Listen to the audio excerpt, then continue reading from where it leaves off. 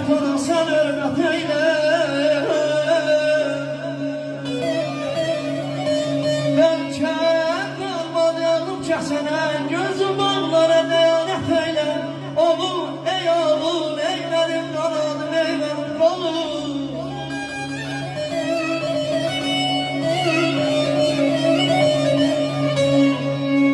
Hayat arabam gel tut yerimi. Oy nesillərim bilsin inançlarımı. Oğlum ben sana dediklerimi. Sen de özüm adına nasihat eyle oğlum.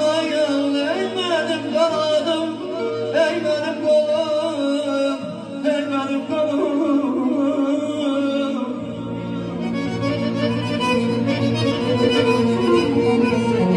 Her bir evlada şeref şöhretine şanatadır. Her bir evlada şeref şöhretine şanatadır. Başlatmaz gel de ferem, tehte Süleyman atadır.